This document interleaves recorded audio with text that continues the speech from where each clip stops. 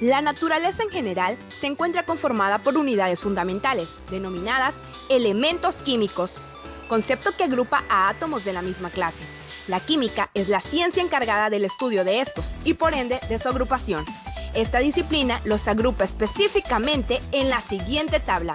Como podemos observar, este es un sistema periódico, un esquema diseñado para organizar y segmentar a cada elemento químico de acuerdo a propiedades y particularidades que los singularizan.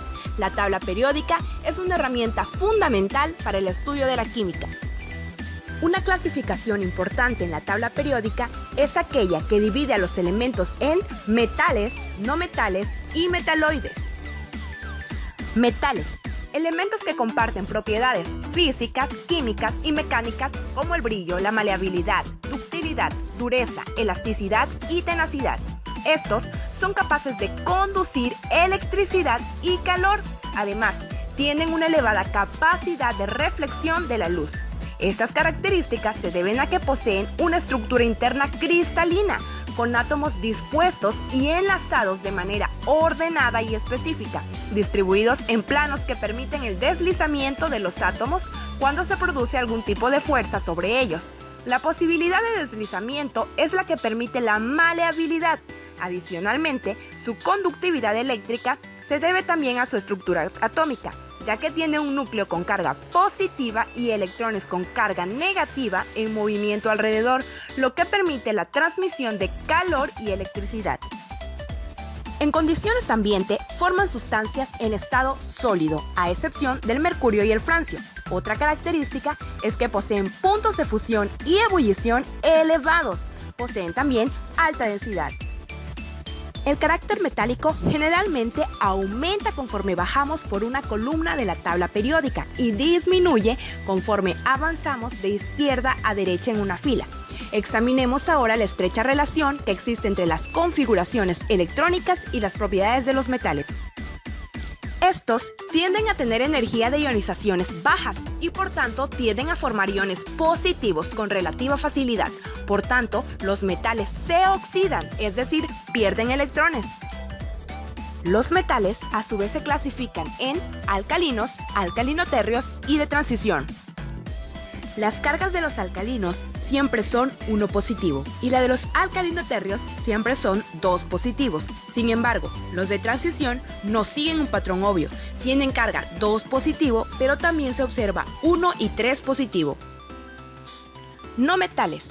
Todos sus elementos pertenecen al grupo P de la tabla periódica. Poseen una electronegatividad de mediana a alta. Sus moléculas pueden ser diatómicas o poliatómicas, es decir, que están formadas por 2 o más átomos que tienen en la última capa 4, 5, 6 y 7 electrones. Sus átomos pueden ganar electrones en su último nivel de energía y formar compuestos iónicos con los metales. Al ionizarse, se reducen porque incorporan electrones en su nivel más externo, adquiriendo así carga eléctrica negativa, por lo cual, al tener más electrones, forman iones negativos llamados aniones. Por otra parte, al combinarse con el oxígeno, forman óxidos no metálicos o anhídridos. Varían mucho en su apariencia física. Por lo general, son malos conductores del calor y la electricidad. Sus puntos de fusión son más bajos que la de los metales. Por lo general, son malos conductores del calor y la electricidad, a excepción del grafito. Al contrario de los metales, son muy frágiles. No son dúctiles ni maleables. No pueden estirarse en hilos ni en láminas. A temperatura ambiente los encontramos en los 3 estados de agregación: sólido, líquido y gaseoso. No son lustros, es decir, no poseen brillo metálico, a excepción del yodo. Su densidad generalmente es baja comparada con la de los metales. Por último, abordaremos a los metaloides. Estos tienen propiedades intermedias entre los metales y los no metales.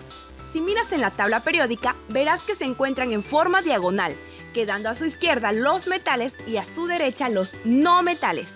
Las características de los metaloides son las siguientes: estado sólido a temperatura ambiente. La mayoría brilla con los metales.